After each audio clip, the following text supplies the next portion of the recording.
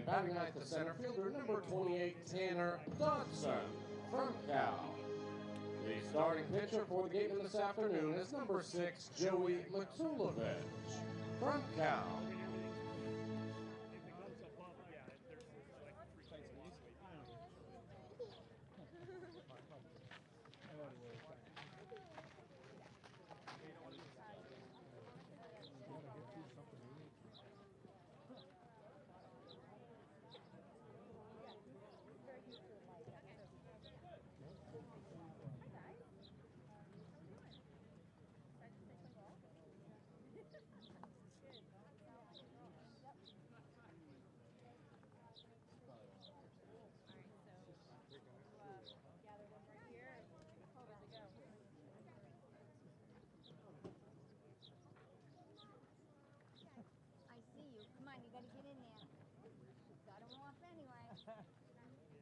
Letting you know about it. Yeah, you need them on.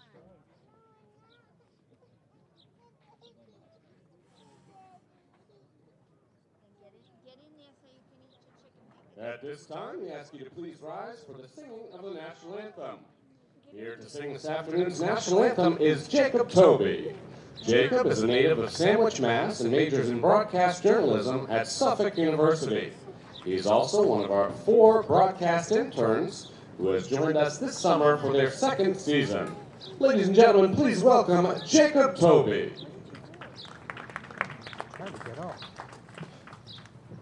Oh, say, can you see by the dawn's early light what so proudly we hailed at the twilight's last gleaming, whose broad stripes and bright stars through the perilous fight o'er the ramparts we watched were so gallantly streaming, and the rockets regular, the bombs bursting in air, gave proof through the night that our flag was still there. Oh, say does that star-spangled banner yet wave o'er the land of the free and the home of the brave?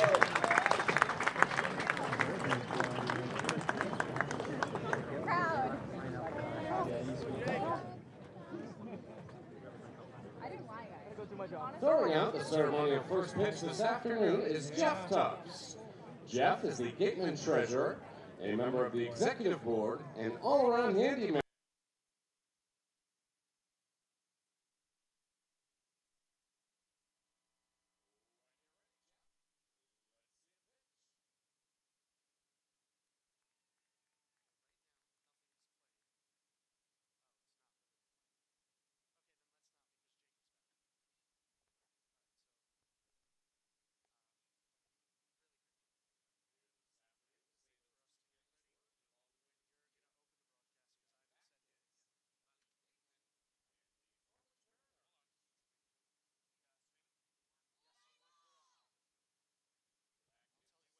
Are Daniel Peters and Patrick Peters.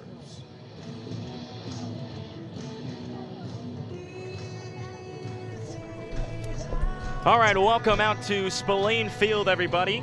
It's the Wareham Gatemen taking on the Harwich Mariners for a Sunday doubleheader. Jacob Toby alongside my brother, Connor Federico. How we doing, my man? What a beautiful day for baseball, and it's Sunday. You know, Sunday's a traditional baseball day. You get out in the afternoon, and then eventually you'll go under the lights, and that's what the Gatemen and the Harwich Mariners are going to do here tonight. And you have to, you know, give credit to the Cape Cod Baseball League for giving these players the opportunity to play in these double headers this is our last scheduled one of the season. Every team across the Cape Cod Baseball League is playing in a doubleheader tonight and this afternoon. So we're really excited to be here today. The Gatemen have a chance with 2 wins against a struggling Harwich Mariners team to get all the way back to 6-7. And the way that they've played in some of these games so far, I think 6-7 would be an outstanding mark for them, and I think that they would be really impressed with themselves. All right, let's go over the starting lineup first for the visiting Harwich Mariners. Andrew Moritz, the center fielder, leads it off. Travis Munoz, the third baseman, bats second. Kobe Vance at second, bats third. Ryan Ogren at DH today. Matt Vierling in right field. Kyler Murray, the left fielder today. Brad Debo doing the catching, he bats seventh. Jordan Verdon at first base, bats eighth. Max Burt, the shortstop, bats ninth. And the defense for the Wareham Gatemen goes as follows. Willie McIver at third, Kyle Kasser, the shortstop. Darren Duran at second base, Blake Sable at first. Left to right in the outfield, John Topa, Tanner Dodson, Luke Bonfield, Jake Anchia does the catching for one, Joey Matulovic. Really excited to see Joey Matulovic out there today in our Gatemen Pregame Show that you can find on YouTube. You could watch maybe between these games if you didn't catch it before the first game. We talked about how we were impressed with Joey Matulovic's 9 scoreless innings in the Cape Cod Baseball League. A lot of pitchers are going to have scoreless innings, but to do it in a 5-inning outing and a 4-inning outing, both in relief and as a starter, that's really impressive. Now Andrew Moritz will step in, face Matulovic. First pitch outside. We're underway at Spillane Field. Thanks for coming along on the journey today. 2 games, 7-inning games, the doubleheader on Sunday. It's a beautiful day for baseball. Moritz swings and shoots this one foul out of play. Moritz 242, no homers, and a run batted in on the season. Gatemen coming in 4-7, and the Mariners 4-6-1.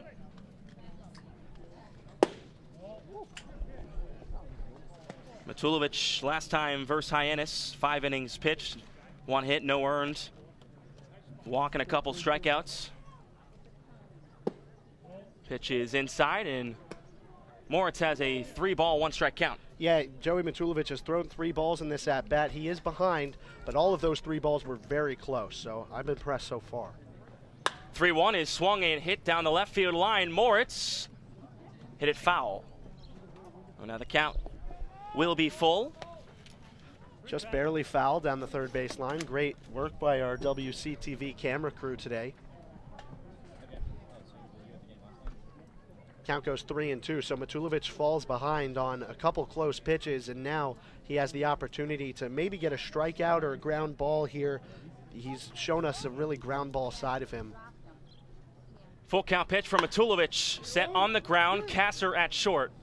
On the run, throw will be a little bit late and bouncing to the first baseman Sable, so Moritz on with a infield single. That was a nice at bat by the leadoff hitter. Yeah, you like the way he worked the count, got it all the way to a full count. You know, they know what Matulovic can do against them, and I think the idea for the Harwich batters today is maybe leave the bat on your shoulder for a little bit. Even though Matulovic is going to throw strikes in the early going, you want to try to get this pitch count as deep as possible, so you have to deal with as little as the Cal pitchers possible. Travis Munoz, the third baseman, 214, 5 walks on the year. Swing and hits this one off the catcher Anchia. There's that first pitch strike we were talking about. It wasn't right over the heart of the plate. It was just a bit low, and that's exactly what you like to see. Working and attacking at the Harwich batters right away. Travis Munoz, he's been good for Harwich this year. Moritz, the runner at first base. Swinging and missing was Munoz. Now the count, no balls and 2 strikes. Isn't that fastball we talked about? And Matulovic can get up to 94 miles per hour on it. Some really high heat stuff at this level in your career. So that's really impressive. I wouldn't be surprised to see him go off speed right now and change it up. The 0-2 is sent up in the air. Coming in is Bonfield from right field. Calls everybody off, battles the sun, wearing some sunglasses out there for out number 1. Yeah, really impressive fastball, and he went back to it on the pitch that eventually just retired Munoz. He goes inside, outside, changing the hitter's eye level and eye placement. That's really the key to success when you have a commanding fastball like that. Just if you want to use it, make sure you're putting it in different spots. Kobe Vance, the second baseman, with a runner on first. First pitch swinging and missing. 343. He's got a triple on the year, 6 RBIs. He's in the 3 spot today. He's one of the better hitters we've seen so far this season. Bats from the right side. So there's that first bit of the curveball that we see from Matulovic as the count goes to 1-1. It was definitely over the plate, just a bit high, and Matulovic has to be careful, especially to a hitter like Vance, that he doesn't hang it. Inside and low, 2 balls and 1 strike. Mariners sitting at last place in the Eastern Division. This is a big set of games for both these teams, trying to get out of their respective cellars. 2-1, ran inside, but caught the inside part of the plate. 2 balls and 2 strikes. I don't think Kobe Vance is happy with that call, and he has every right not to be. So home plate umpire right now showing us that maybe that strike zone is going to be a bit inside. It really helps the pitcher. Brian Troop, the umpire at home plate tonight. The 2-2 pitch is sent right up the middle, just missing the glove of Matulovic. Going from first to third is Moritz, and Moritz will slide in safely. So runners at the corners now with 1 out and some issues here for Matulovic early on. I wouldn't call them issues. I just think that, you know, Matulovic, the 2 balls that they've put in play and gotten hits off of, both of them were ground balls. The first one just a little unlucky for Kasser, that the ball sort of rolled away from him instead of towards him with less speed.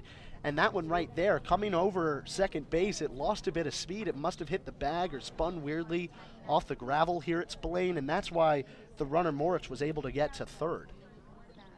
Ryan Ogren takes a breaking ball outside. 323, no homers, 4 runs batted in. So Moritz the runner at third, Vance the runner at first.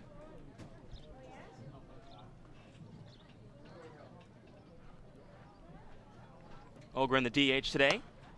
Swings and hits this one straight back foul.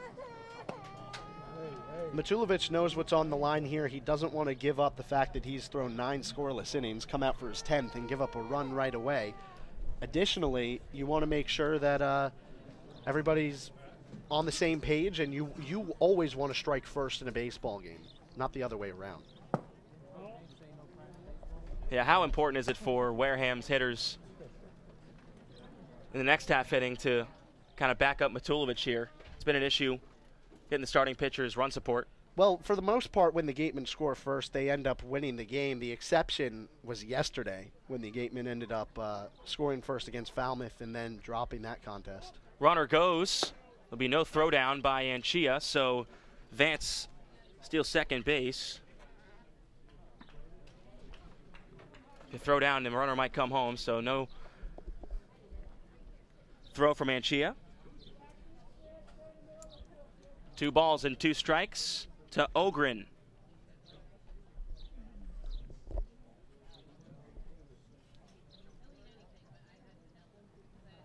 Swung on and missed. Matulovic fools Ogren on the off-speed, 2 gone. Really impressive stuff by Matulovic right there. Just like you said, Jacob, he does go off speed, low and away for that strikeout pitch. And that's exactly what you want to see when Matulovic gets himself into a bit of trouble, which we have not seen often this season. Right now, his psyche, his confidence, his perseverance, it's all getting tested right here in the top of the first inning of a 14-inning day. Here comes Matt Fearling, 138, no homers, 6 runs batted in. Last time out versus the Mariners, or versus the Gatemen rather, Fearling 0 for 2, walked a couple times, did strike out. That last strikeout brought to you by the law offices of Lang, Exafaris, and Bullard. Every Gatemen strikeout brought to you by the law firm. Really impressive job by Matulovic, going ahead 0-2. First time we've seen this today. And when Matulovic has an 0-2 or a 1-2 count, this is where it gets tricky for the hitters. What's he going to do? And well, we're about to see. Swung on and missed. Matulovic, back-to-back Ks, gets out of the jam.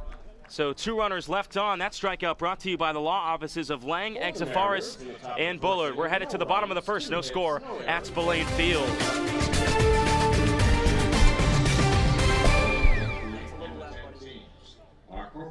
When you're sick or injured, you want care when and where it's convenient for you. South Coast Health Urgent Care has 4 locations: Fairhaven, Wareham, and now in Seekonk and Dartmouth. You can view wait times and even check in online at southcoast.org/urgent-care. Choose the time and location that's best for you. We'll even remind you when it's time to come in, and walk-ins are always welcome. Urgent care that exists to meet your needs. More than you expected? That's more than medicine. Check in at southcoast.org/urgent-care.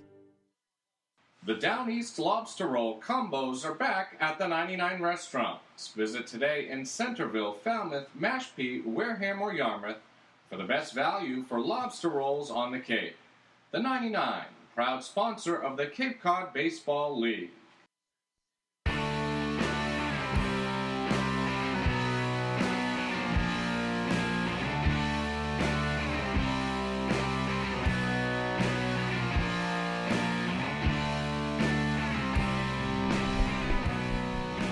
Matulovic gets out of the early dram, strikes out Ogren and Vierling to end the inning, and 2 runners stranded for the Mariners. Now let's run through the Wareham lineup. Jaron Duran at second base, Kyle Kasser, the shortstop, at second, Tristan Pompey, the DH, Willie McIver at third, Luke Bonfield, the right fielder. Jake Anchia does the catching today. Blake Sable at first, he bats 7th. John Topa in left field bats 8th. Tanner Dodson, the center fielder, bats 9th. Really impressed with this lineup so far. This lineup in its current form is what Don Sneddon has been looking for the whole time. And when all of these guys are here, they have a 1-1 record, and expect that to continue to get better once Stephen Kwan gets here. Not sure who he's going to replace yet, because the outfield is a pretty stacked situation, and he's a center fielder for the most part. So, having too many options is actually a great thing for the Gatemen and Don Sneddon, and really looking forward to what they've been doing. And I mean, the offense is just so much better with so much more speed and power and life and confidence, and that's what we're going to see today. Duran, the second baseman, 188, a triple, 3 RBIs. Takes a pitch low. Munoz, the third baseman today, Max Bird at short, Kobe Vance at second, Jordan Verdon at first, left to right in the outfield, Kyler Murray, Andrew Moritz, Matt Vierling. Brad Debo does the catching for Tyler Baum. Baum gets Duran swinging and missing. 1-1.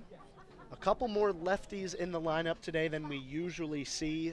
This pitcher, Baum, pitches with his right arm, so we'll see Duran, the lefty, Sable, the lefty batter, and then Pompey and Dodson are both switch hitters. Swing and a miss off speed, fooled Duran. Now he's behind in the count, 1-2. Duran took a big cut and a miss right there. Looked like he was trying to pull that ball. That's not really his game. You really want to see him slap one to the opposite field and use his speed to get on base. So, couple early big swings trying to get something started. 1-2, rocketed foul. Good job fouling off that fastball. It clearly wasn't what Duran was expecting with a 1-2 count. And, when you have to prepare for an off speed and then adjust to the fastball, sometimes that's a strikeout pitch, but he stays alive. Baum's 1-2.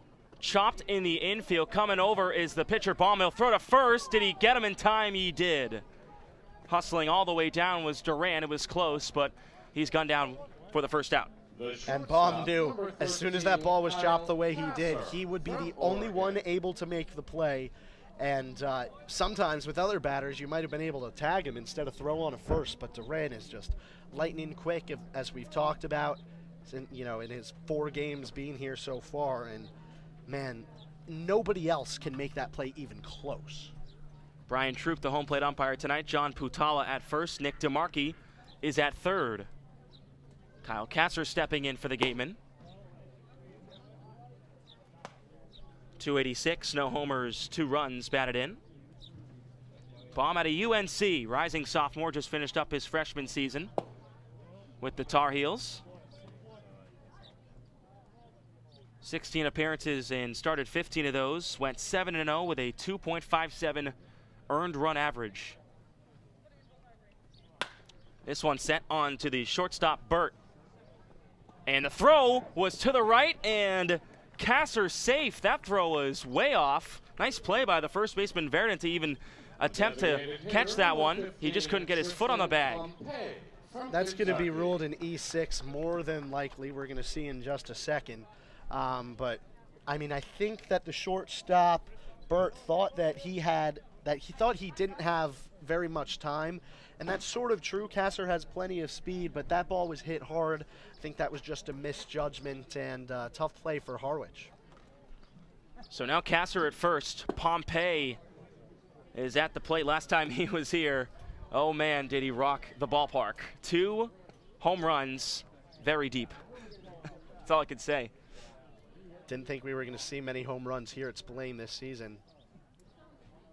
He hit one out, and the runner's going to go now. Down to second base goes Kasser. The throw well in time, and he's gunned down. You have to admire the fact that these Gatemen runners want to be aggressive, but that was not a delayed steal, but as soon as Kasser saw that the ball hit the dirt, he made the decision to go. Instead, Debo, the catcher, blocks it cleanly with his chest, guns him down plenty of time. 2-0 to Pompey. Right to Vance at second, and retires the side. So the Gatemen, Kyle Kasser, he gets thrown down at second base trying to steal. Gatemen can't score. No score at Spillane. We're headed to the top of the second. Wareham Gatemen Baseball on the Gatemen Baseball Network. Listen to the game wherever you go with the Next Radio app. Catch this station's local broadcast or stream all the action right on your phone. Visit the Google Play Store and download the free Next Radio app today. Baseball Factory, a proud partner of the Cape League since 1991, holds over 600 events nationwide for players ages 8 through 18, including 3 training weeks here in the Cape. Baseball Factory alumni have played on every Division I college program across the nation, plus 400 have made it to the majors. Visit baseballfactory.com to learn how you can build your way to greatness. Friendly's Restaurants, a timeless tradition since 1935, is proud to be the official ice cream of the Cape Cod Baseball League and bring together 2 of America's favorite pastimes, baseball and ice cream.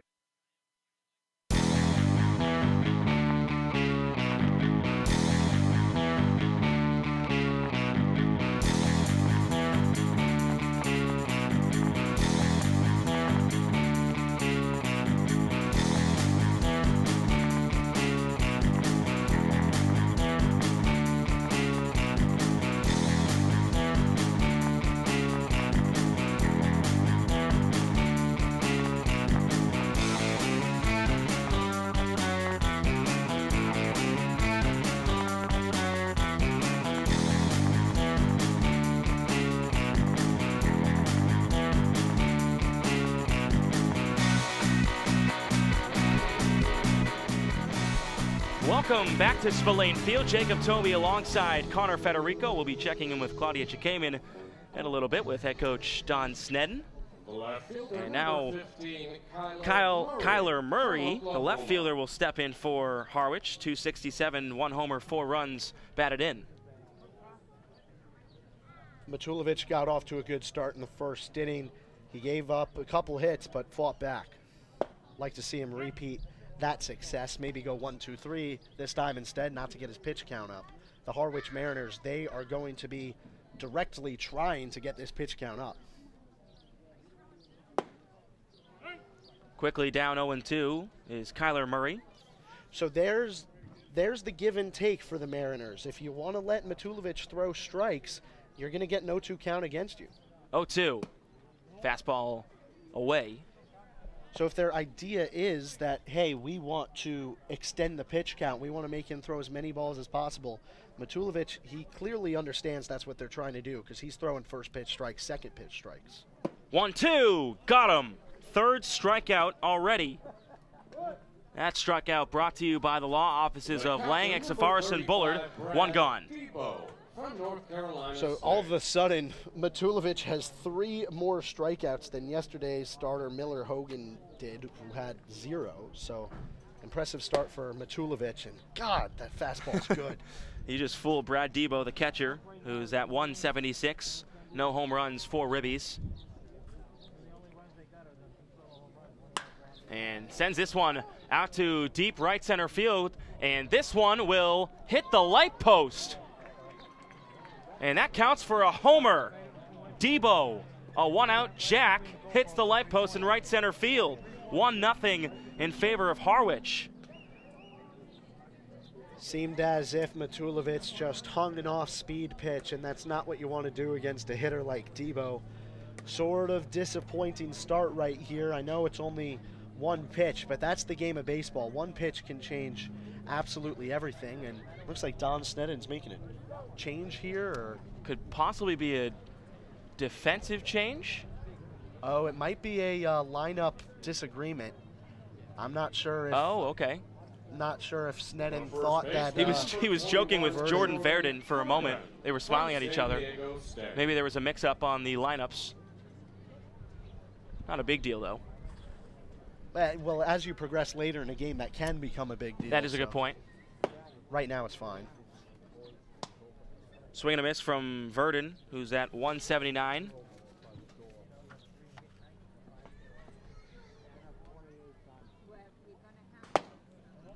.179 hitter. I don't know why Don Snedden wouldn't want him to be up in the lineup right now. Matulovic has to bounce back right here with a ground ball or a strikeout. This one coming right towards the booth, and I yet again flinch. It's going to keep happening. I also did today, which is sort of rare for me. But, yeah, that one looked like it was coming straight back at us. Matulovic, 1-2 pitch to Verdon. This one sent out to left center field. Dodson will call off Topa for the second out. So 2 gone. That'll bring up Max Burt, the shortstop. The shortstop, number 36. Pretty cool that we get to see a California Bears pitcher get a fly ball to his California Bears center fielder here in the Cape Cod Baseball League. That's how it was back in the season. Yeah, and seeing these two work together on the mound and in the outfield, pretty great. All the way from the West Coast. Breaking ball misses for the first pitch at the at-bat. Wareham pitching staff coming in with the 4th highest ERA on the Cape, a 4.51. They don't walk a lot of batters, though. Only 26. That's the second least. Yeah, the strikeout to walk ratio is pretty good for the Gatemen right now, and you know, when it's not a walk or a strikeout, it's usually a ground ball. So gotta like what you're seeing out of the staff for the most part. They have let up the 4th most runs.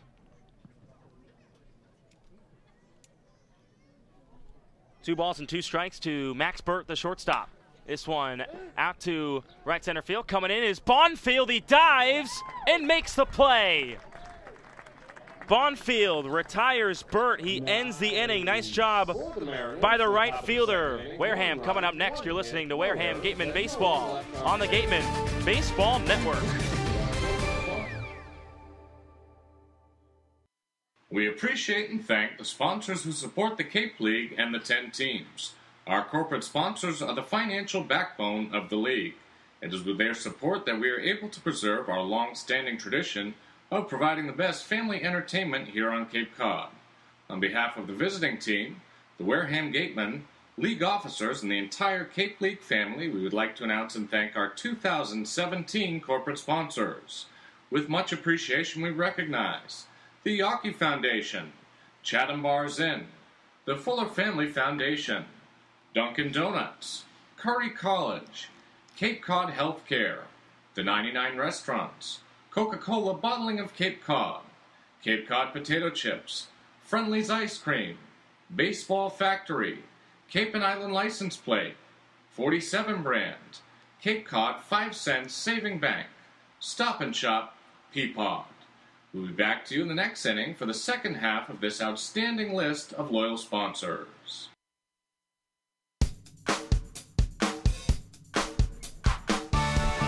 Solo shot, Brad Debo puts Harwich up 1-0. Jacob Toby alongside Connor Federico. Willie McIver stepping in, the third baseman today for the Gatemen. coming in with the 9th highest batting average in the league at .375.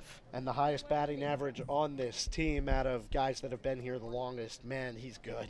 He gets hits left and right, opposite field. He pulls the ball. He hits home runs, 3 home run back in Chatham this time last week. So he's really impressed me.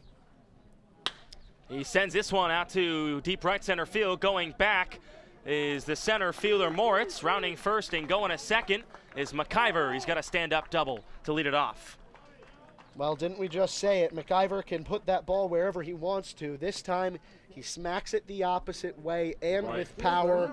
Maybe that's a home run if we were back at Chatham, but no, this is Spillane, and it rolled all the way up to the wall. So really impressive piece of hitting.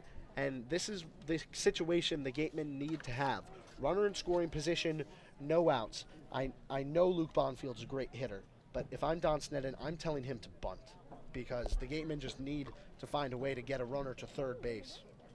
Bonfield 217, 1 homer, 4 runs batted in. Takes the first pitch strike. Bonfield was not in the lineup yesterday versus the Falmouth Commodores at Gulf-Fuller Field. Did you miss me yesterday? We did. We still had a good broadcast. Of course, I'd expect nothing less. It was not the same without you. Our Claudia Chikamian did a great job of hosting, though, and it was a lot of fun. Big cut and miss from Bonfield. Yeah, I saw Snapchat of her with a headset on, and I said, she is taking my place today. Nice job, nice job.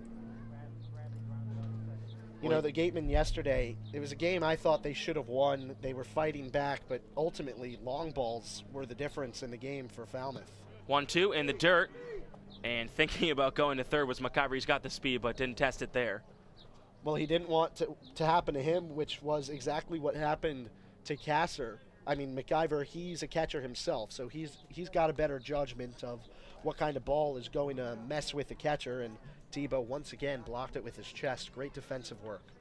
Bombs 2-2 is chopped right back to the mound. He looks back the runner at second, throws and retires. Bonfield, 1 gone. Yeah, I'll say it again. I wish Bonfield would have bunted in that situation because he takes a big cut at a baseball, but he just hits it off the tip of his bat. Goes right back to the pitcher. Great work by Baum. Looking back McIver and then making a good throw on to first base. And now the Gatemen still have that runner in scoring position with 1 out. Getting McIver in is certainly doable, but it's a bit tougher now. Jake Anchia is at the plate right now. First pitch breaking ball in for a strike. Jake Anchia, 200, 2 homers, 6 ribbies. That was a curveball that just hung up in the strike zone. If Anchia swung at it, it was going to go 400 feet somewhere. But I think he was committed to leaving the bat on his shoulder. Sends this one straight back to the fence, quickly 0-2. You talk about yesterday's loss. Gatemen scored 3 runs. They are 4-0 when they score 4 or more runs. And they scored so 3. They missed it. They missed it by 1. Well, Robbie Metz had a great performance, and the Gatemen still found a way to leave 1, 2, 3, 4, 5 runners on base. So tough start. 0-2, and McIver heads down to third. Not even a throw because the ball popped out of Debo's glove. I don't know where these opposing pitchers get the idea that they don't have to pay attention to Willie McIver on the base paths. He leads this Gatemen team in stolen bases, and that's the 2nd time that he's stolen third base this season. And a swing and a miss by Anchia for the 2nd out, but still a runner at third, McIver. The first baseman, number 4. Well, I wish Anchia had stepped out of the box right there and realized, okay, now I have a runner on third with 1 out. It should have changed his approach at the plate from getting a base hit to driving the baseball, and instead he takes a sort of a whiff at a curveball down in the zone. But Blake Sable has an opportunity here. McIver now has 7 stolen bases on the year as Sable takes a first pitch strike. 219. No home runs, rather 1 home run, and 3 runs batted in. Sable hit that jack versus Hyannis a couple games ago. This one bounces, and away from the plate, coming home is McIver, and the game's tied. Willie McIver hit a double, got to third base on his own, and then got to home on his own. He doesn't even need the rest of this Gatemen lineup to, hit bombs and score runs. All of this is on Willie McIver right now, and he's, Luke Bonfield and Jake Anchia should be looking at him when he gets back in the dugout and saying, hey, thanks a lot, because we didn't do our job. Sable down 1 ball and 2 strikes. So just like that, the game tied up at 1 at Spillane Field. If you're just tuning in, Jacob Toby alongside Connor Federico. 1-2, chop foul right into the Wareham dugout. Watch out, McIver was in there taking his helmet off, and he jumped up and got scared because that one was right over his head. Thank goodness for the Gatemen, because Willie McIver is not a guy that you want to go down at this point in the season. 1-2 again, staying alive is Sable. McIver looked like he was the only hitter that didn't have an intention of pulling a Tyler Baum fastball or a breaking ball somewhere. McIver really kept his head in and decided to push a ball to the opposite field. There's been pitches where Gatemen hitters have had that opportunity, but they insist on pulling it. Sable doesn't chase outside. 330 down that right field line, 315 down the left field line, and 412 out to center field. Man, is that tough. And Pompey did it to right center. 2-2, cut on and missed. Back-to-back strikeouts will end the inning, but scoring is Willie McIver on a pass ball. And the game is tied up at 1. We'll be right with you after this short break.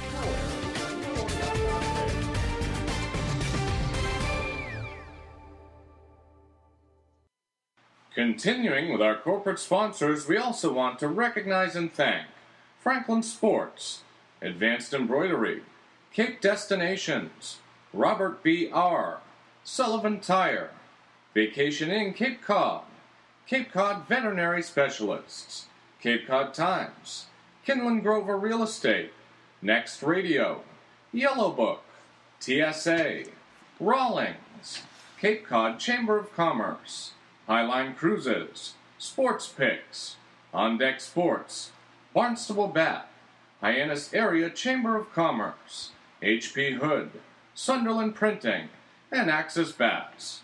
And of course, thank you to Major League Baseball for over 50 years of support.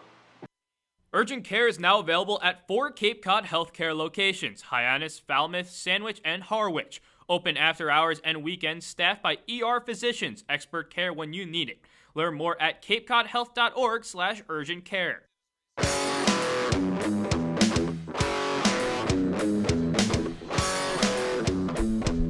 Joey Matulovic going to be on for his 3rd inning of work.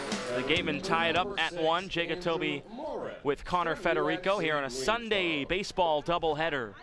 And just a couple clouds in the sky. Nothing really doing. It's a nice day out. Good amount of fans here at Spillane today. Top of the order, Andrew Moritz taking a strike. So this game's 1-1, Jacob, but I think Joey Matulovic has done an outstanding job. For the most part, it's been a pitcher-dominated day. Matulovic and Baum. Matulovic has 3 strikeouts in the first 2 innings.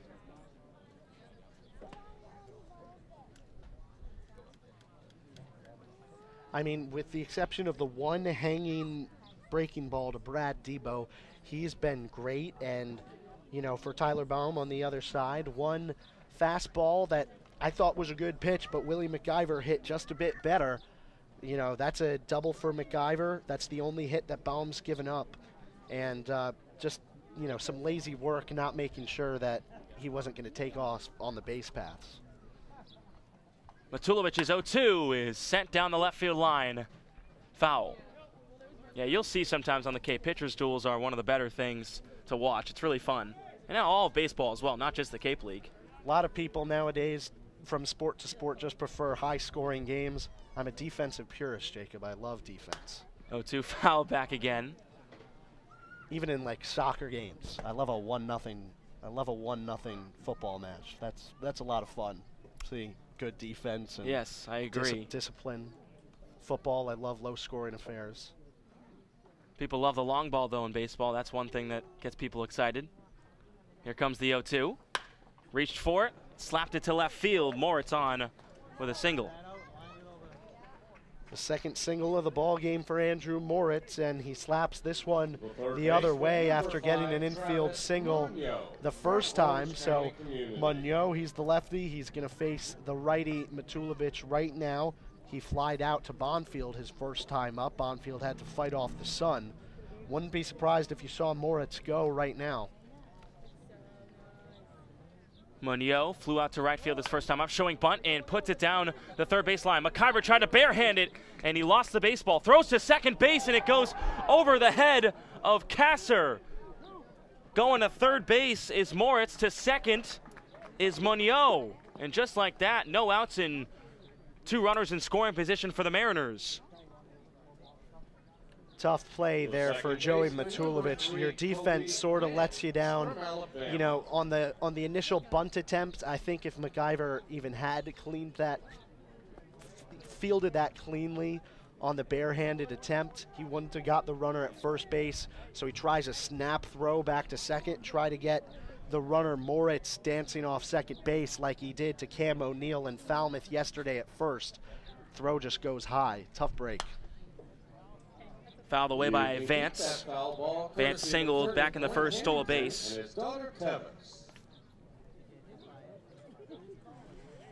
Vance has a chance. I didn't mean to do that on purpose. Are you sure? I did. I'm sure. He has a chance to give the Mariners their lead back. Fouls this one away. No balls and 2 strikes. And that's exactly what Joey Matulovic knows he has to do. With runners in scoring position and nobody out, you got to throw strikes. It's even to the 3-hitter wearing number 3 in gray right now, Vance, who is a fantastic hitter from the University of Alabama. Runners at second and third, no outs here in the third. This one out to shallow right field. Going back is the first baseman Sable. It bounces. Coming home is Moritz. Munoz going to come home as well. The throw to the plate, not in time. 2 more runs. And it's 3-1 Harwich. What a tough break for Joey Matulovic. That's a pop out in any normal situation, but Blake Sable, like the rest of the infield, they made a choice. They had to be on the infield grass to try to cut off a run on a ground ball. That's not the first time we've seen this season from the Gatemen, where the infield's in and then a hitter just hits a really bad ball, just a blooper that would have been where they were normally positioned. But it gets over Sable's head. Nothing he could do about it. Matulovic just has to move on now. There is action in the Wareham bullpen. Ryan Ogren fouls this one off. So a 2 RBI single for Kobe Vance. And Vance finds himself at first base. Vance tied 3rd in the league in stolen bases with 4. He's also 2 for 2 on the day now. They check him over at first base, nothing doing. This Harwich offense, when it scores 5 or more runs, they're 4-1. So kind of like the Gatemen, they just got to score runs and they'll win the ball. I mean, that sounds very general in terms of baseball, but it happens. Well, it just proves that their pitching staffs are maybe better than what the hitters have done so far. For the Gatemen, if the general rule is you need 4 runs to win, it means that your pitchers are throwing less than 3 earned runs a game, and that's incredibly impressive. That's quality start and then some. It's a good way to look at it. 0-2, chop to Kasser at short to second and a first.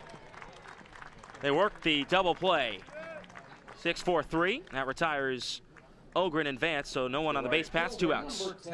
That was huge for Joey Matulovic's confidence and the defense of the Gatemen right now. They were struggling, and then they turn the 6-4-3 double play with your new dynamic infield duo of Kasser and Duran.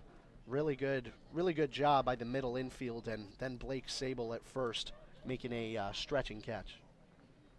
Veerling, first pitch swinging, pops it up, going out on the edge of the outfield grass as Kyle Kasser makes the catch, and the Siders retire, but not before Kobe Vance as a 2 RBI single gives the Mariners a 3-1 lead here at Spillane Field.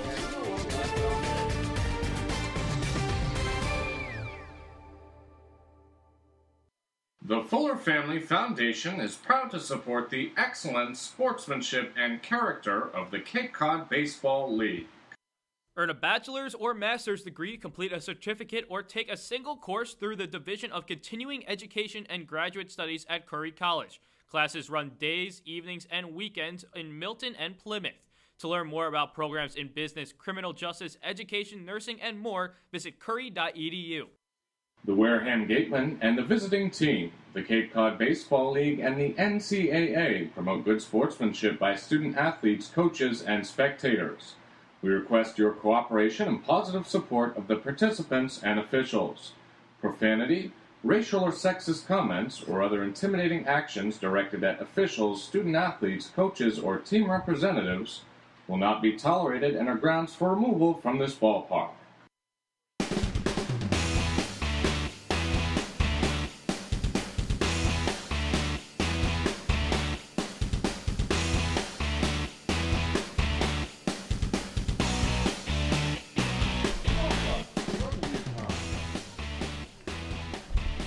Gatemen surrender 2 more runs. They are down 3-1. They're going to try to get this one back. They'll start it off. John Topa, Tanner Dodson, then to the top of the order, Jaron Duran.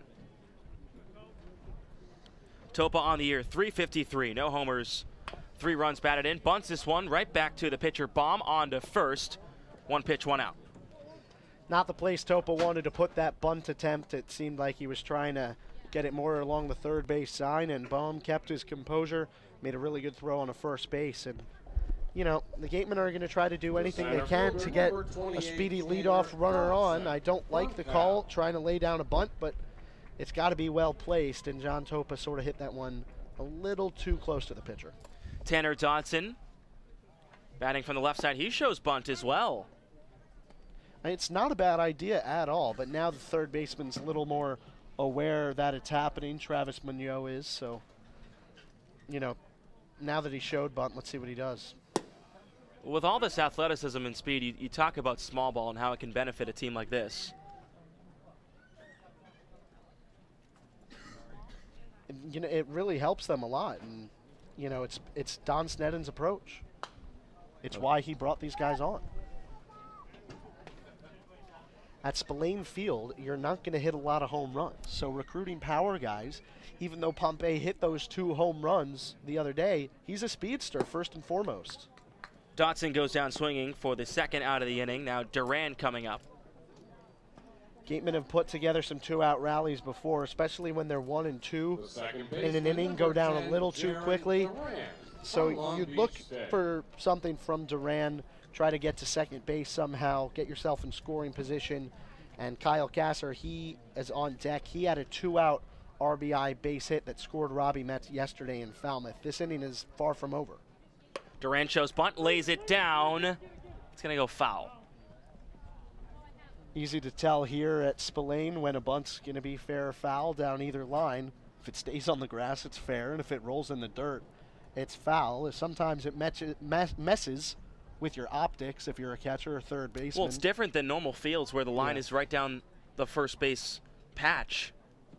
It works to the home team's advantage very much, especially when you're running down to first base. Some hitters might just say, oh, I'll run in the dirt like you're normally supposed to do, but if you run down the middle of the dirt, you're going to miss first base by 2 feet. Pitch outside to Duran, who hit one back to the pitcher Baum in the first and was retired. Duran 0 for 4 yesterday with a strikeout versus the Commodores. Hits this one. It's a little slow roll to first base. They'll flip on to Baum, the pitcher, and that'll end the inning. So a 1-2-3 inning for Tyler Baum, and his team still up 3-1 on the Gatemen. You're listening and watching Wareham Gatemen Baseball on the Gatemen Baseball Network. Coca-Cola Bottling of Cape Cod thanks you for supporting the Cape Cod Baseball League and for refreshing yourself with ice-cold Coca-Cola products. We are proud supporters of the CCBBL as well as many other wonderful Cape Cod organizations that serve our community.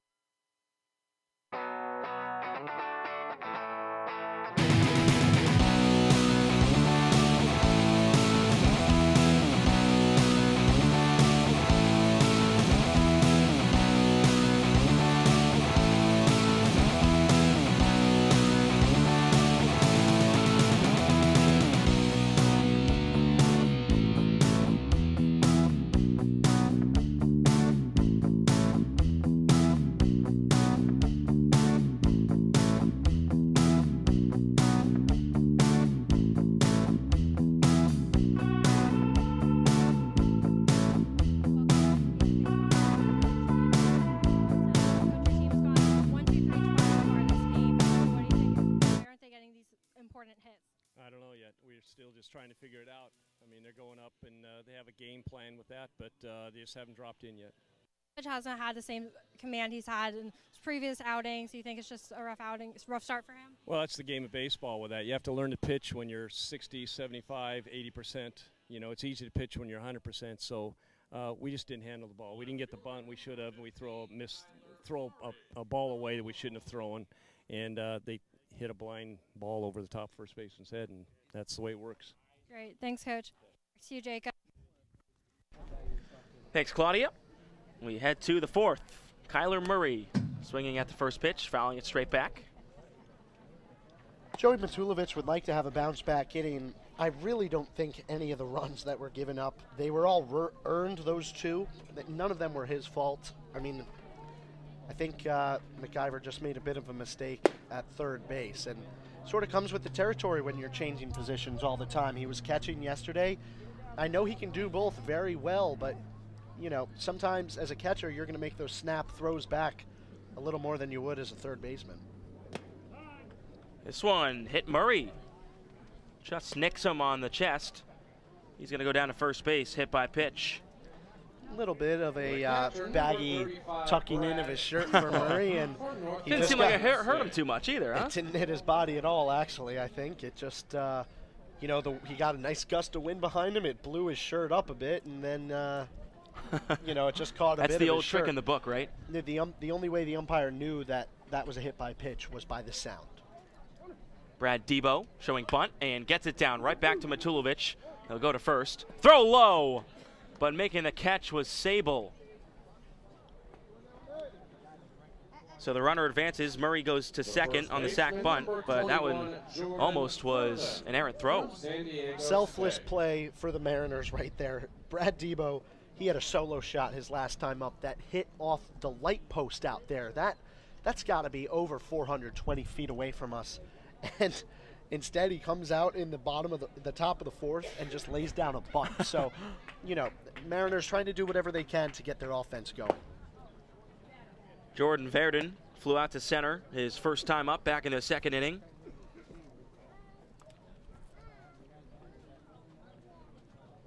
Verdon yesterday 1 for 4 with an RBI in the 7-4 loss to Orleans for the Mariners.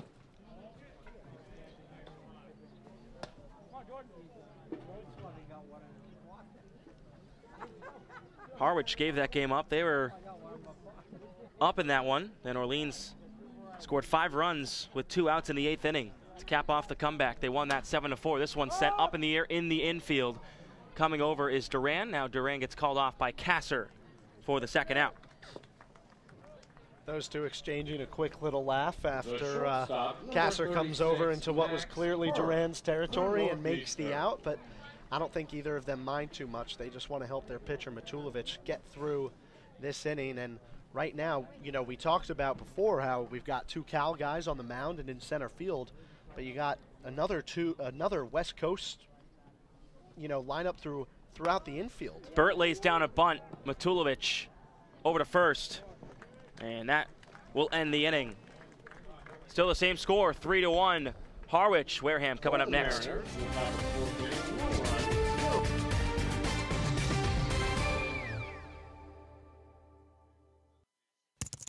Do you know what that sound is? That's your new digital marketing department. And that'll be your new web designer. And that's Haibu, where these experts are joined by many more, from web designers to search marketing specialists who work hard to get your business noticed online and on mobile. Best of all, Haibu can do it all for you, or give you the tools to do it yourself. To find out more, go to haibu.com. That's HIBU.com, or call 855-464-HIBU. Oh, that'll be your next new customer. Haibu, made for business. Red Shirt Fridays is a national program created to acknowledge, honor, and support our troops who put themselves in harm's way to defend our freedom. In support of this program, the Cape League teams will be wearing a specially designed red jersey every Friday. This special weekly celebration of Red Shirt Fridays is sponsored by 47 Brand, HP Hood, Cape Cod Regional Transit Authority, Advanced Embroidery, and the Cape League. Support our troops and join us by wearing red each Friday.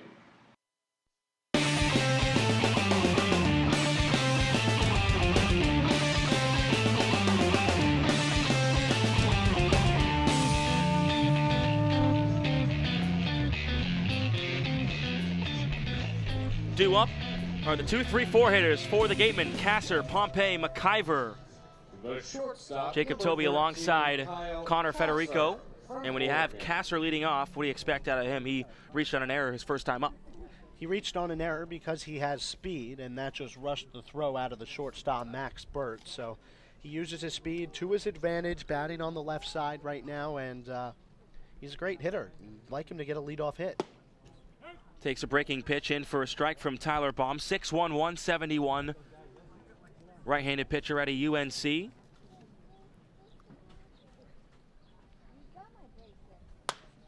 Has made one start previously with the Mariners before this start it was on June 18th versus Hyannis. He got the win in a 6-0 victory. Went 6 innings, 2 hits, no earned. Struck out 3 batters and walked 1.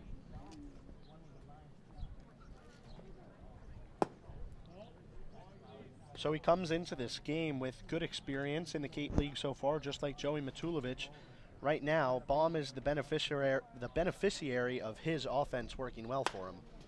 Nice at bat here from Kasser, fouling off a couple pitches. Still behind 1 ball and 2 strikes. Yeah, Baum has 3 strikeouts throughout the outing. Same with Matulovic. You know, right now, the only run support that Matulovic has gotten is from a double, a stolen base, and a passed ball taking him home by Willie McIver. And McIver, the same guy who threw a ball into the outfield and allowed runners on first and second to become runners on second and third. So, you know, situation becomes different. It's sort of hard for Matulovic. You don't know what to think of your third baseman right now. Baum on the hill, delivers the 1-2. Call strike 3. And Kasser staring at the plate for a moment, wondering how he just struck out. 1 gone. Yeah, that ball seemed closer to the chalk of the batter's box on the outside corner than it did the edge of home plate. So, yeah, you know, Kasser, he struck out a few times this in his early going based on balls outside of the strike zone. That one was way out of the strike zone, and Pompey's upset, and this is now the 2nd night in a row the Gatemen have had to work with a shoddy outside strike zone that does not look correct. There's the correct call. Same pitch. 1 ball, 1 strike, the count to Pompey. Grounded out to end the first inning. Breaking pitch in for a strike, and Pompey rolls the eyes. He didn't like it. Low. I mean, gosh, you want to make every situation a positive one. You're in the Cape Cod Baseball League, but when you're having points taken off your batting average and strikeouts added to your resume because of bad pitches, it's really not fair. That one bouncing to the plate, 2 balls and 2 strikes. Gatemen just have to find a way to work with it, though. Find a way to deal with it and move on. Brian Troop making those calls behind home plate tonight. Umps will rotate for game 2. John Putala, who's at first in the first game, will be at the plate for game 2. Here comes the 2-2 pitch. Chipped foul in the box. Pompey really tried to drive that one, pull it, hit a home run. It didn't care where the pitch was. And, you know, when you're 0 for your last 5 after getting a really hot start, sometimes that's the approach you're going to take. Baum's 2-2. Swung on a miss. Back-to-back strikeouts. Pompey fooled. 2 gone in the bottom of the 4th. The third baseman, you know, Pompey just took that swing. It was the same he did on the 1-2 pitch. He just wanted to hit it as hard as he could somewhere, and that's, you know, that's not the approach you can take against a pitcher like Baum. You have to work with what the pitcher is giving you, and the Gatemen hitters, with the exception of Willie McIver, who had an opposite field double, that's not the approach that they're taking. Willie McIver had that double, stole a base, scored on the pass ball. Back in the 2nd, the lone Gatemen run today as they trail it 3-1. Right to the second baseman, Vance. Does a little hop and retires his side. So the Gatemen go 1-2-3. And we're headed to the 5th. They still trail it 3-1.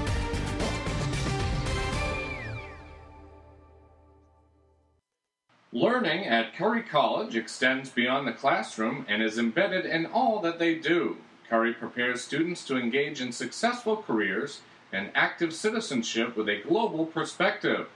Explore undergraduate majors, minors, and concentrations, including new majors in accounting, biochemistry, and software development. Online at www.curry.edu. It's back. The 2017 Friendlies Cape League All-Star Game will be played at Spillane Field, home of the Wareham Gatemen. Mark the date on your calendar, Saturday, July 22nd. Game time is 6 p.m., but the gates open at 2 p.m. One highlight will be the home run hitting contest. There will also be an autograph session and a large merchandise village with items from many of the teams. Be sure to buy your tickets now right here at the merchandise stand. Tickets are just $5, and part of the proceeds will support our Wareham Gatemen.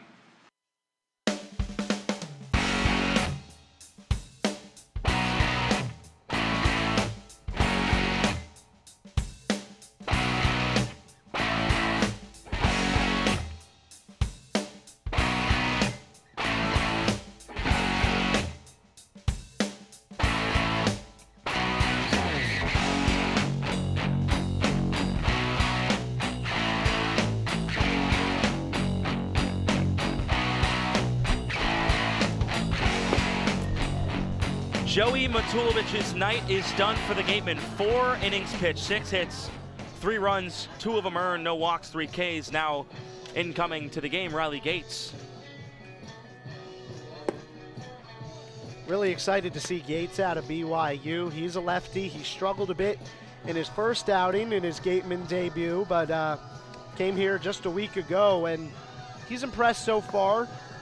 Only a couple of hits given up. He has a pretty funky delivery, but his fastball can get to some high heat. And now you change the situation for the Mariners hitters. You had a righty in Matulovic who was struggling a little bit.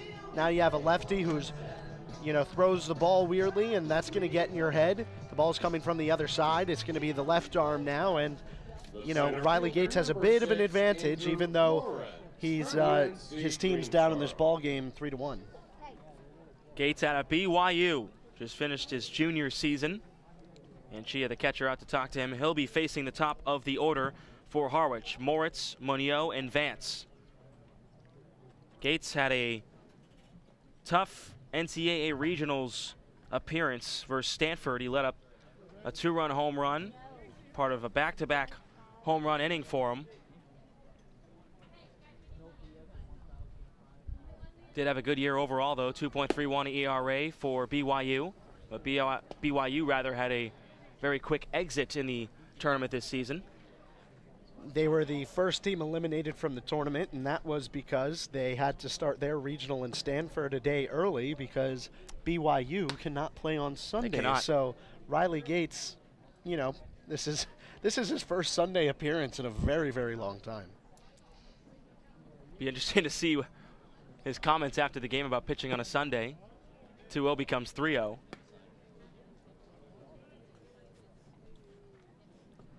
And coming here for summer ball, Cape Cod Baseball League, best summer league on the planet, it's you're not going to tell your coach, no, I'm not pitching, it's Sunday. You're going to take the reps if you're getting them. So that's why he's out on the mound. Walks his first hitter of the day, Moritz. So Moritz down at first base. And now coming up, Travis Monio.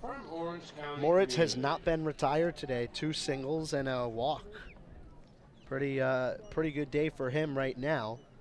And Gates, he puts the leadoff runner on because he fell behind in the count. Can't be doing that. Fakes thrown over to first. There are some good leadoff hitters here on the Cape so far. We've seen, obviously, Jaron Duran with the Gatemen. Reese Hampton with Hyannis is also another good one. Andrew Moritz here today. And this one sent up in the air to left field. John Topa sizes it up, makes the catch, 1 gone. Of course, last year the MVP of the Cape Cod Baseball League was the leadoff hitter for Harwich, Ernie Clement. Right. The second baseman, I mean, oftentimes you look for RBIs at the stat sheet. The 3, 4, 5 hitters who get the opportunities. But when you scored as many runs last season as Clement did at the top of the lineup, it's, that's scoring runs is just as important as batting them in, and that's because he found a way to get on base so often. Vance takes a ball. He had that 2 RBI single in the third.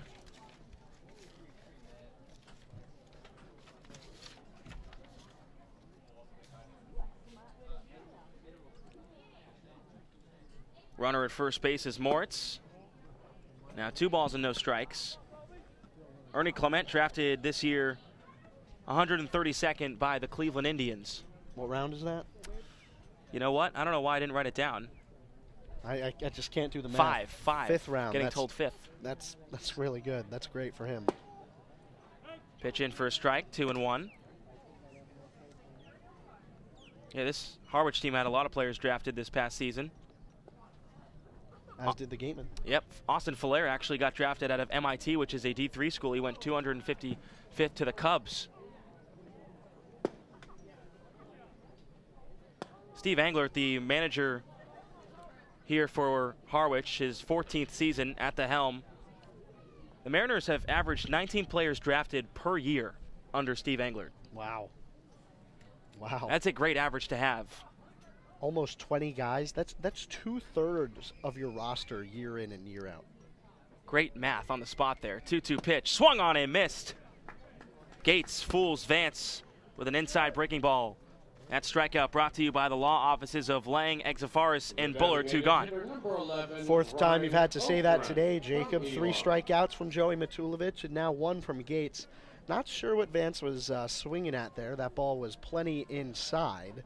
But again, the approach of these guys today for some reason seems to be to jack the ball out of the ballpark. You can't do that at Spillane. You just got to try to get base hits and move it forward. Pitch out, snap down to first base. Not in time. Diving back safely was Moritz. Anchia trying to do exactly what Willie McIver did yesterday. Catch a runner sleeping a bit over at first base with their secondary lead. Doesn't work out too well. Thankfully for Anchia, Blake Sabol blocked that one from rolling into the outfield. Ryan Ogren at the plate. Grounded into the 6-4-3 double play. Back in the 3rd, he also struck out in the 1st, so he's 0 for 2.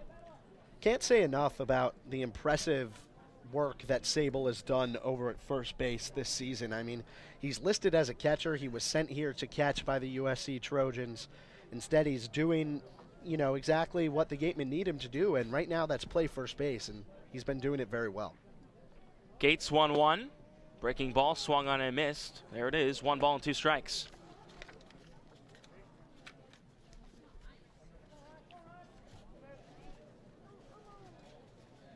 You'd love to see Gates get this 3rd out of the inning right now and strand the leadoff runner that he put on thanks to a 4-pitch walk. Check over at first. Good idea. With 2 strikes, you can always count on a runner to go with 2 outs, especially when he has speed like Moritz does, who has a run scored in this game. Gatemen don't want to see him come around and touch the plate again. 1-2, breaking ball, cut on and missed. Ogren goes down swinging. That strikeout brought to you by the law offices of Lang, Exafaris, and Buller. And they're cooking with business. 5 strikeouts throughout the day. That's the 2nd for Gates. He ends the inning on back-to-back Ks. Still 3-1 Harwich here on the Gatemen Baseball Network. All-Star Game Weekend starts with a celebrity softball game on July 21st at McKeon Park in Hyannis. Come watch Jason Veritek, Bill Lee, Nancy Kerrigan, Scott Zolak, and other celebrities play ball in support of the Cape Cod Baseball League and Spalding Rehabilitation Hospital of Cape Cod. Gates open at 4 p.m. For more information and to buy tickets, go to allstarcapecod.org. That's allstarcapecod.org. Coca-Cola Bottling of Cape Cod thanks you for supporting the Cape Cod Baseball League and for refreshing yourself with ice-cold Coca-Cola products. Coca-Cola Bottling Company of Cape Cod employs more than 50 full-time employees and more than 25 seasonal. Every year, more than 15 college students get great experience and support their education by working at Coca-Cola Bottling of Cape Cod. Reward yourself. Have a Coke.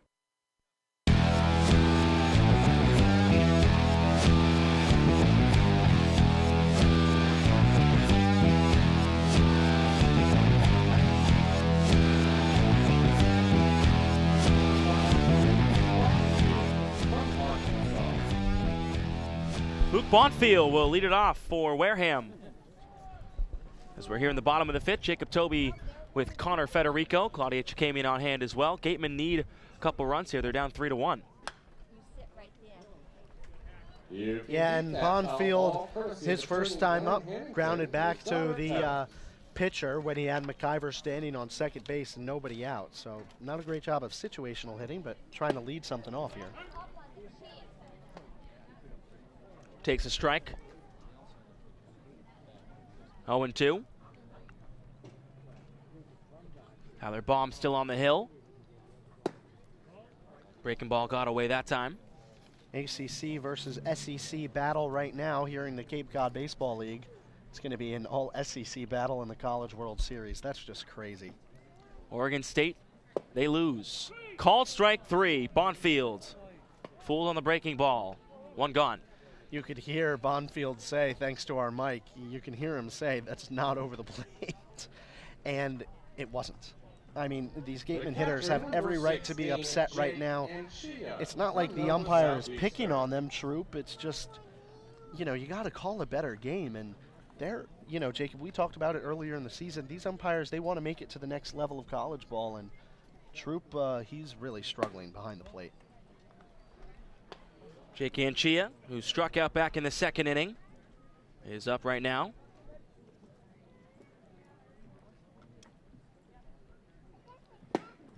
Big cut and miss.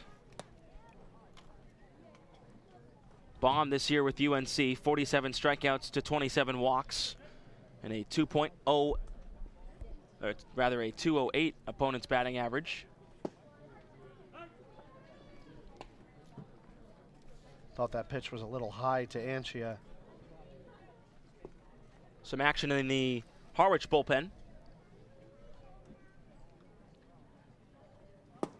0-2. Swung on and missed. Shaking his head is Anchia. 2 gone. I mean, this is what can't happen to the Gatemen. You can't get so frustrated with the umpire that you're gonna go down swinging. I mean, that's what would really be frustrating if they can't even focus on the pitcher Baum, who, you know, is having a great day. He's 4 2/3 innings deep right now. This one chopped in, a jumping effort by Max Burt. The shortstop will end the inning, so Baum now has 7 strikeouts in the outing. His team still up 3-1 over the Gatemen.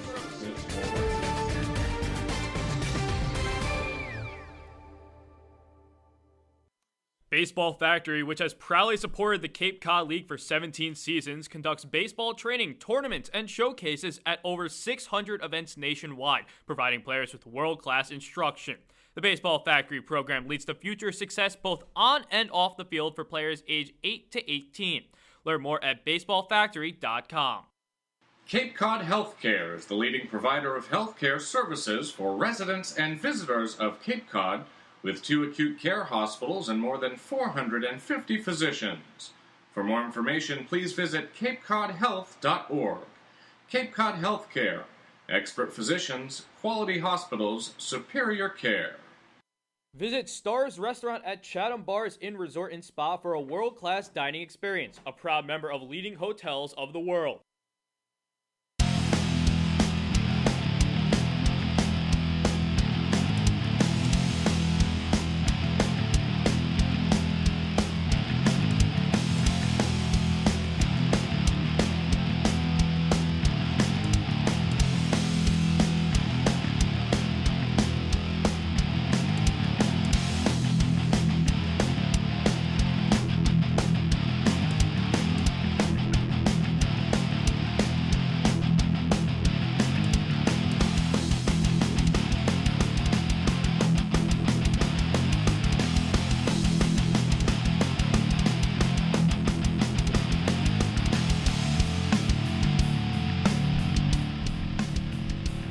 Bradley Gates on for his second inning of work. He'll face Matt Vierling, Kyler Murray, and Brad Debo in the top of the 6th. This game keeps on flying by. Gates trying to keep that trend going, maybe get a 1-2-3 inning right here. After he walked Andrew Moritz in the top of the 5th, he did go 1-2-3 against the Mariners, who this is going to be their only day in Wareham this season, other than the All-Star game for some of them. You only play 4 games against outside your division in the Cape Cod Baseball League, and you'll play two at home and 2 on the road. So we're going to go back to Harwich once more. Today they're playing 2 games here, and that'll be it for them. Swung on and missed. Vierling goes down swinging on the breaking ball. 1 gone. Gates looking good so far. Impressive work from the lefty from BYU, and that leg kick really is distracting, and it works for him. That strikeout brought to you by the law offices of Lang, Exafaris, and Bullard. 3rd strikeout for Riley Gates. And 6th overall, Kyler Murray, the left fielder. Hit by pitches last time up. Was also a strikeout victim of Joey Matulovic back in the 2nd inning.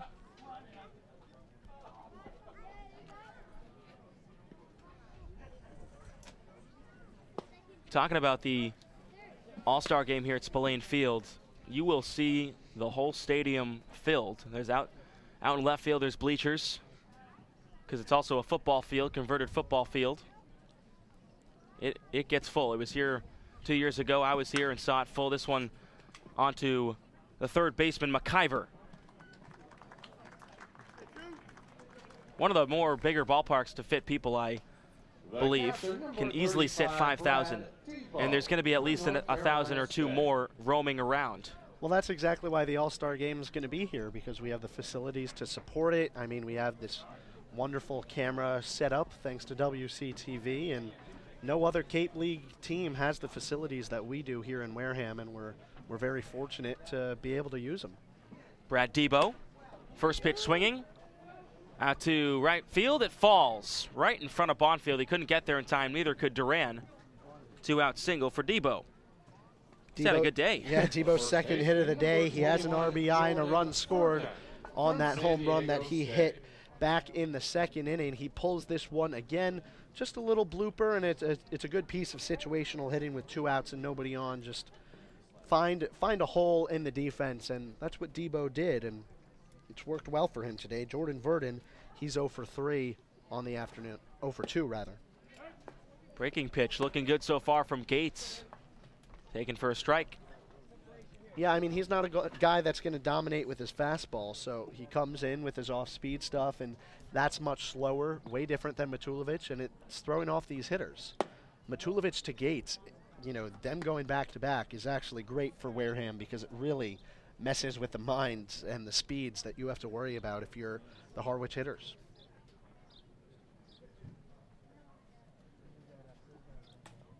Verdon 0 for 2 on the day.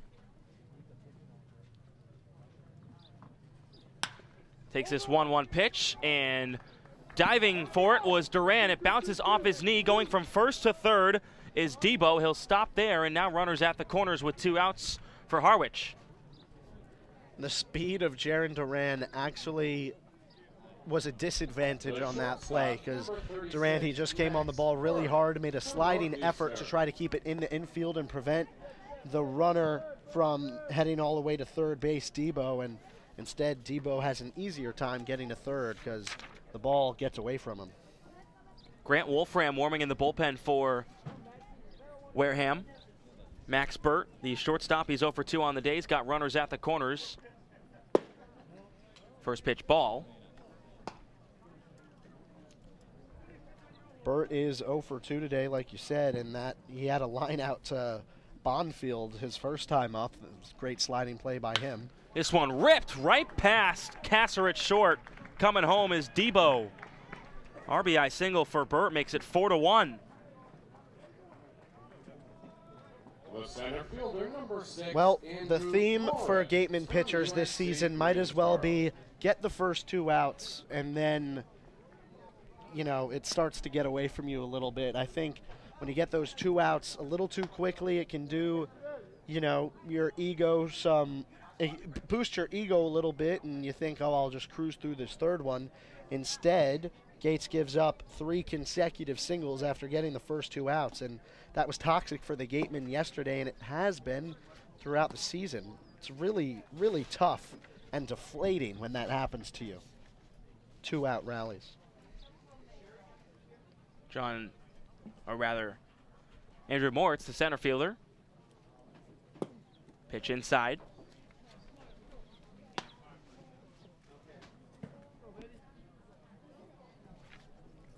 So at second base is Verdon. At first is Max Burt. There are, again, 2 outs in the inning, a 4-1 lead for Harwich. 2-0, sent above the press box, out of play. You really got to see Gates retire this batter. He has a 2-1 count right now on Moritz, who has not been sent back to the dugout this afternoon. You know, runner in scoring position, runner on first base. Got to be careful. 2-1, out to center field. Dodson at first was going back. Now he tracks in, makes the catch, and retires his side. Not before an RBI single by Max Burt. Drives in Brad Debo, adding 1 more run to Harwich's lead. They lead at 4-1. You're watching Wareham Gatemen Baseball on the Gatemen Baseball Network. Did you know that Baseball Factory has partnered with the Cape League for the past 17 seasons? Baseball Factory is your resource for top-notch baseball training. With over 600 events nationwide for players age 8 to 18 and over 100,000 college success stories, you too can build your way to greatness with Baseball Factory. Visit baseballfactory.com to learn more. Earn a bachelor's or master's degree, complete a certificate, or take a single course through the Division of Continuing Education and Graduate Studies at Curry College. Classes run days, evenings, and weekends in Milton and Plymouth. To learn more about programs in business, criminal justice, education, nursing, and more, visit curry.edu. The 99 Restaurants has 9 real-size entrees for only $9.99. They're big, hearty portions you can count on all day, every day, like their hand-breaded crispy fish tacos with cilantro lime rice. The 99 Restaurants, proud sponsor of the Cape Cod Baseball League.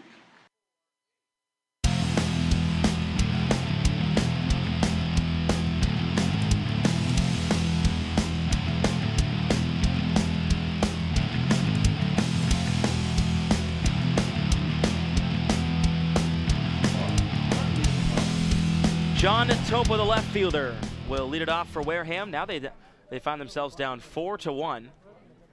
Bottom of the 6th inning. This game going by like the speed of light.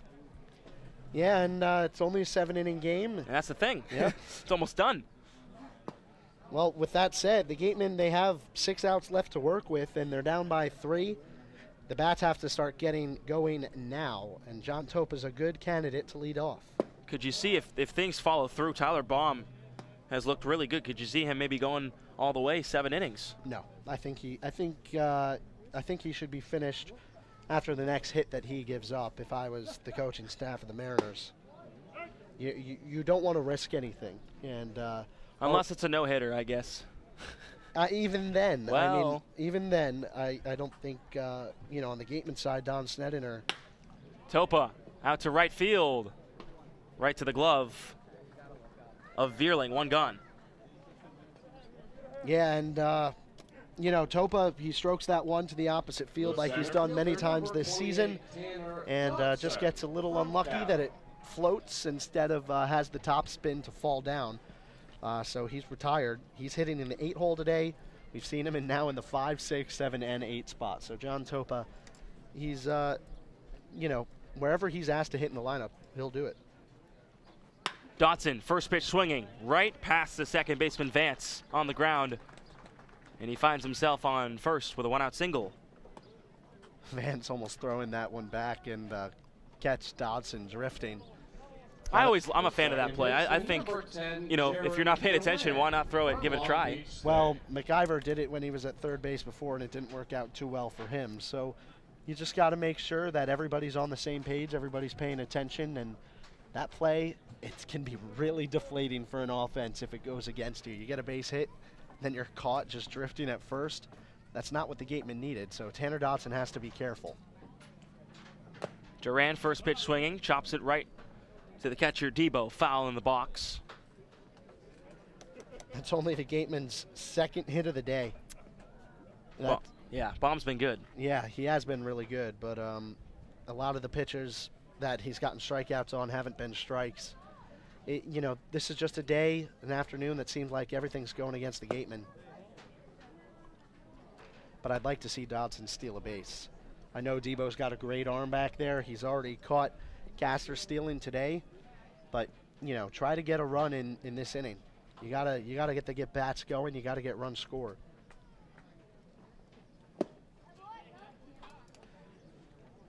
Duran insists on just pulling his head out into the bucket and taking a big pulling swing. That's really not his game. You want to see him slap it somewhere, even the opposite way, or pull it. Just you can't be a home run hitter. You can't be the hero right now. You just got to let the guys behind you work by getting yourself on base any way you can. Bombs 1-2, reached out and missed. Down goes Duran. That is the 8th strikeout of the evening for Baum. Pretty frustrating there for Duran. He's 0 for 3 today.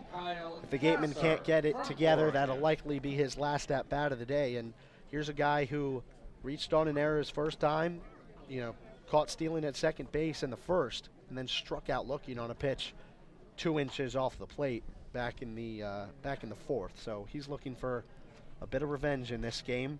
He has a 2 RBI streak going, 2-game RBI streak rather, in his only 2 games with the Gatemen. Kyle Kasser out of Oregon.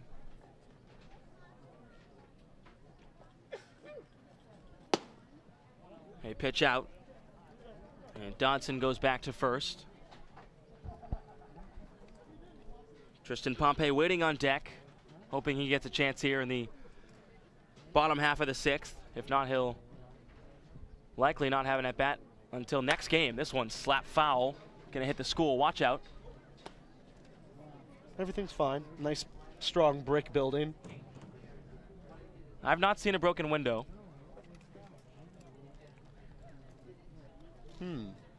I don't know. Those windows don't exactly look like they're shatterproof, but maybe just a little luck here at Wareham High School so far. 2-1 to Kasser. Sends it foul again.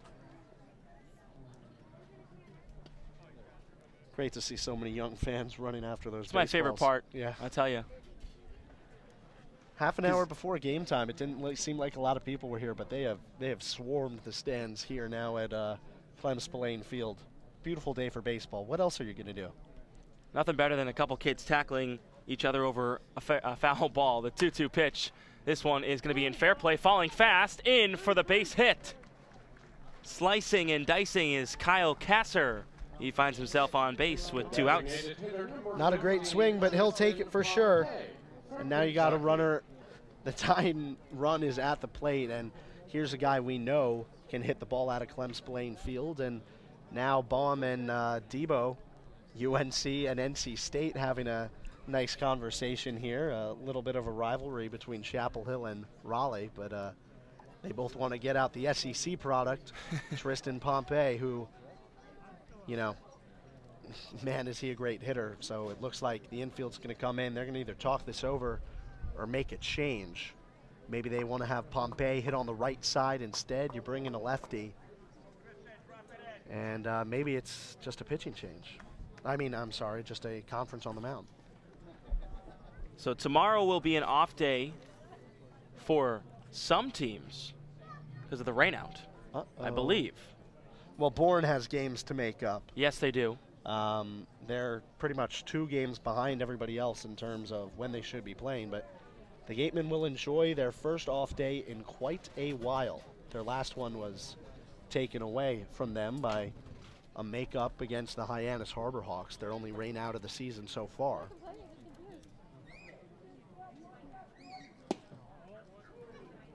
Pitch by Pompey taken outside. Pompey, I'd tell him to just slap a base hit somewhere and get a run in, but I think he wants to hit a homer. Baum has to keep these balls low and away from good spot. That one called a strike. Yep, it's Brewster and Bourne tomorrow at 6 p.m. That's the only game going on. Everyone else is off. And the next day, Wareham finds themselves hosting Hyannis again here at Spillane.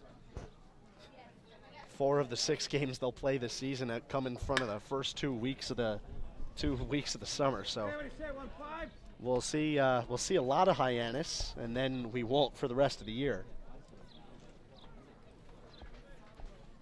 The schedule just works out sometimes like that. Some games, some teams you're going to be split apart, others you're bunched, and Hyannis is in that bunch. I could never be a schedule maker. You know how hard that must be? 1-2. Called strike 3. Pompey caught looking. 9 strikeouts for Tyler Baum, and he gets out of the jam. Harwich Mariners, they still lead this one 4-1 as we head to the 7th on the Gatemen Baseball Network.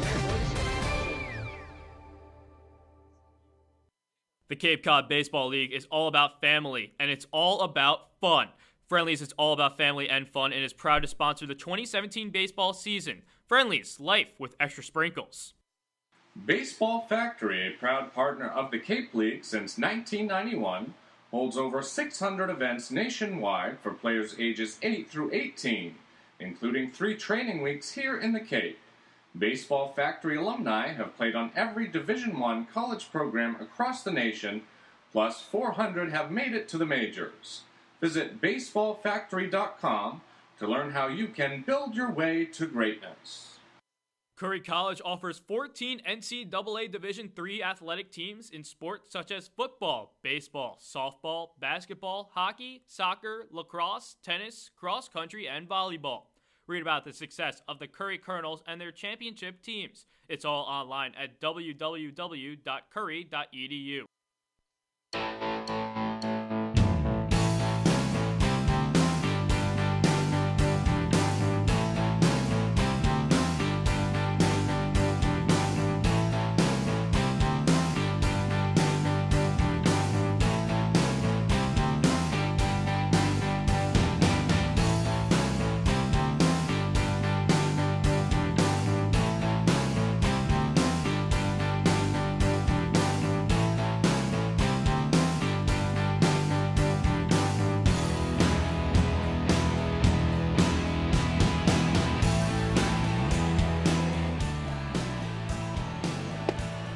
Seventh inning here at Spillane Field. Jacob Toby along with Connor Federico. Gatemen trailing the Mariners 4-1. Got a pitching change. Grant Wolfram coming in for the Gatemen. So the Gatemen will throw in another lefty in Wolfram. They just saw the lefty in Riley Gates. I thought he pitched all right, only gave up a run. He gave up a 2-out rally, and I think that's why the Gatemen coaches decided to pull the plug on him. Wolfram will face Travis Munoz, Kobe Vance, and Ryan Ogren. It's the 7th inning, folks, but it is the final inning of this ball game. So Wolfram needs to keep Harwich scoreless here, and the Gatemen need to come back for 3 runs. Wolfram made his last appearance versus Orleans here at Spillane on the 23rd, pitched an inning. Didn't let up any runs or hits, didn't walk anyone, and struck out a batter. Here comes the 1-1. Framed by Anchia just a bit outside. Yep. You can't get too upset with where the balls and strikes are, but you just got to do your best of make sure you're throwing the balls where you want to locate them. That's all that really matters. 2-1, chip foul. Wolfram. And so often pitchers just try to go for the strikeout pitch. I'd like to see these Gatemen pitchers today and moving forward trust their defense, because they have a great defense all around the diamond. A West Coast diamond, McIver from Washington, Casa from Oregon, Duran from Long Beach State, Sable from USC. 2-2. Been inside. Munoz quickly turning away. On deck is Vance, who has 2 RBIs. He's had a good day. Yep. 2 balls and 2 strikes to the leadoff hitter, Travis Munoz, the third baseman today for the Mariners. Wolfram's pitch on a line to center field. Dodson moves over 2 steps, puts him away, 1 gone. Said it right there, 2 steps. That one was hit right at Dodson. Nice little relaxing play for him, just letting the ball hit the glove. And outfielders must love those plays. Well, in center field, it's really hard when the ball is hit directly at you. But Dodson had a really good read on that ball, and he just let it fall into his mitt. Kobe Vance, like we said, 2 for 3 today. Couple RBIs, couple singles, stole a base. I mean, the difference in this game right now, the 2 RBIs from Vance, just a little bloop single in the Bermuda Triangle behind Blake Sable. Really frustrating for Matulovic and this Gatemen team. Vance, right to McIver, 2 steps, throws to first. 2 gone quickly.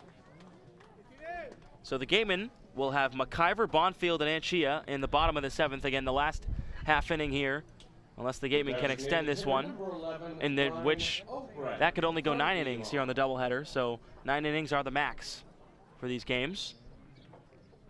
Just want to make sure you're keeping everything in control as the Cape Cod Baseball League. You don't want any of these 20-inning thrillers, especially when you got 14 innings planned. Ryan Ogren at the plate.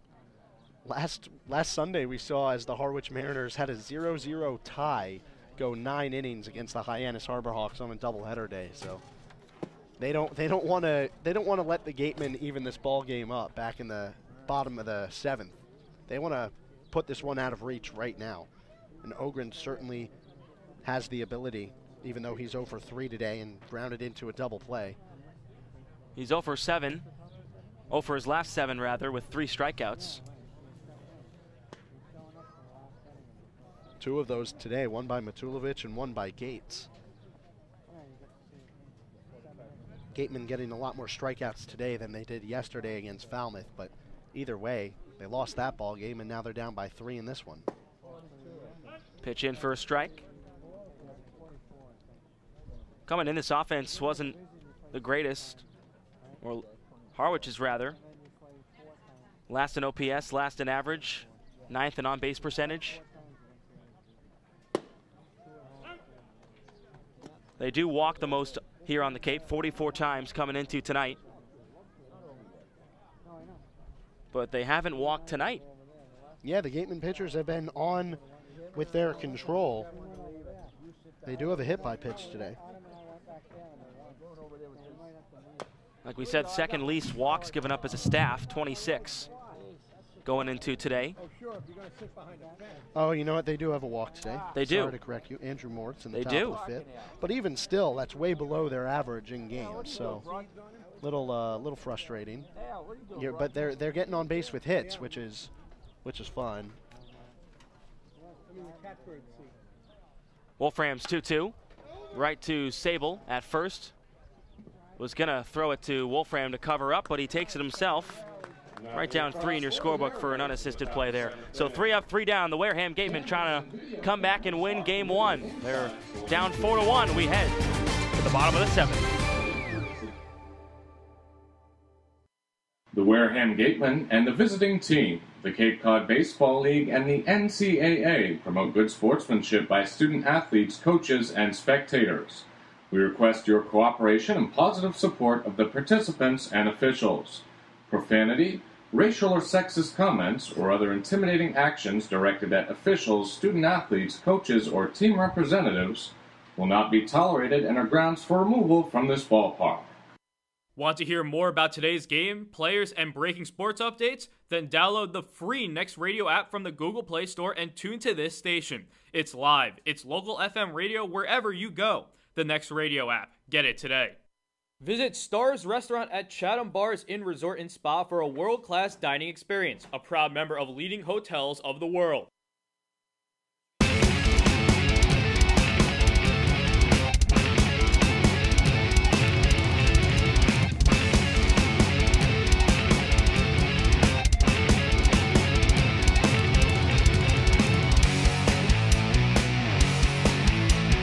Can the Gatemen come back in game 1 of the doubleheader? Jacob Toby alongside Connor Federico. They're down 4-1, and guess who's coming out for the 7th? Tyler Baum. You called it. You said that he could go the distance. I wouldn't be surprised if the Gatemen find a way to get on base. I was right about something. There's a smile on my face right now. Yeah, you're smiling big. You're usually a smiley guy, so. I try to be. Gatemen right now, they're not smiling. They are pretty frustrated. What a segue. What a segue. With themselves. It's like we planned it, but we didn't. McIver steps out of the box for a moment. Something in his mouth, perhaps? Little dust kicked up here. He's ahead 2-0. Yeah, Baum today's been spectacular. 9 strikeouts, 3 hits, 1 earned. You know, it's a tough position to be in for the Gatemen because, you know, Harwich, they're 4-6-1. Wareham is 4-7. They're both using today as an opportunity to get themselves back where they want to be. Harwich doing a better job. 2-2 to Vance. Vance almost dropped that one, but recovered quickly and made a good throw on a first base. You always have a little bit more time when you're playing the second base position, and Vance puts away the first out of the inning. The Gatemen are down to their last 2 outs, and the guys who are up right now, Bonfield and Anchi on deck, neither has a base hit today or has reached base. Bonfield struck out looking back in the 5th. You know, if the Gatemen lose, I have to take the credit. I was the guy that sang the anthem, and then that kind of just goes all on me. I set the tone today, and it must have been not good enough. It was pretty good, Jacob. You cannot blame yourself for the fact that these Gatemen bats just did not come alive. I know the game isn't over, but it might be pretty soon if Bonfield can't find a way on. Bonfield finds his way on, rips it, pulls it, and he's on with 1 out.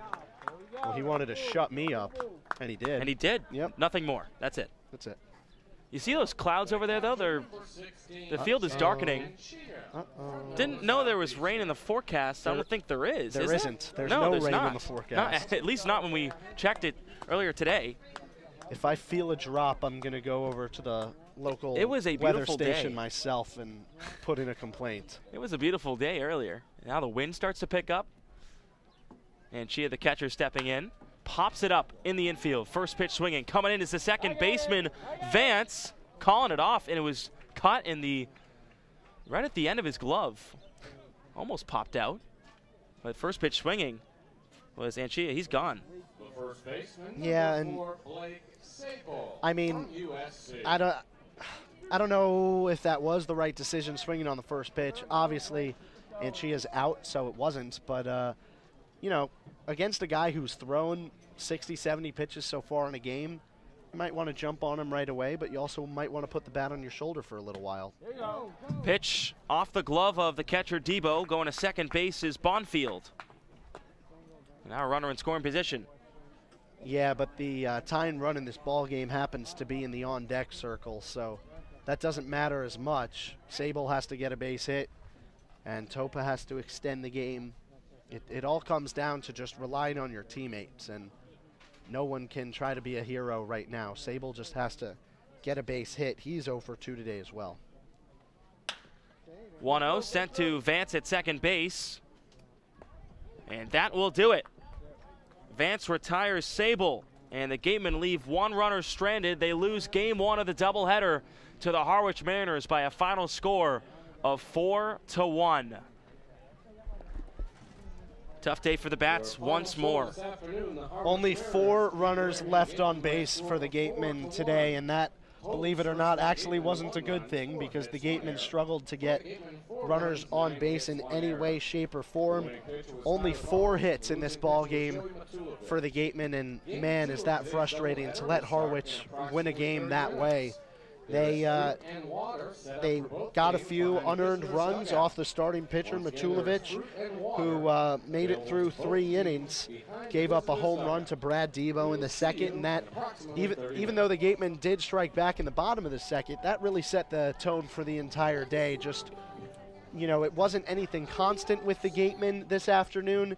Instead, it was just small mistakes, momentary lapses in concentration that allowed Harwich to score 4 runs in this 7-inning ball game. And you know, the Gatemen, they are now 4-8 on the season, so they need to win game 2 because 4-9 would not be a good look for the rest of the year. And they were ahead on Chatham in the standings. They will now be behind them or rather, I said Chatham. I meant Hyannis. Hyannis, they were above. Now they're going to be behind, at least for after game 1. Hyannis won over Chatham 8-5. But Joey Matulovic today, 4 innings pitched, 6 hits, 3 runs, 2 of them earned, no walks, 3 strikeouts. Tyler Baum went the distance, 9 strikeouts, 1 earned run, and 7 total innings. So that'll do it from us for a little bit. We're going to take about a 15 to 20 minute break. We'll end the stream. We'll start a new one for game 2. And we'll be back on the air to bring you the second game of the doubleheader. So for Claudia Chikamian, Connor Federico, I'm Jacob Toby. The Gatemen lose game 1, 4-1. Game 2 in about 20 minutes. Check us on the stream.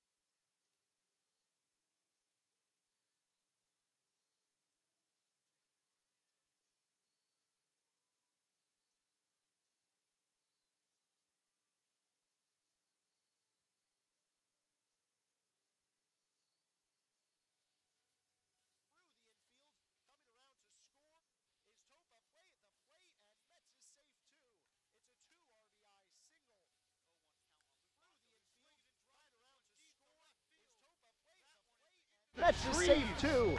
That's sent right up the middle, past the dive of the shortstop. Through the infield, coming around to score is Topa. Play at the plate, and Metz is safe. For Robbie Metz. Off speed, throwing back to first base McIver, and the tag is in time from Sable. Driven out to right.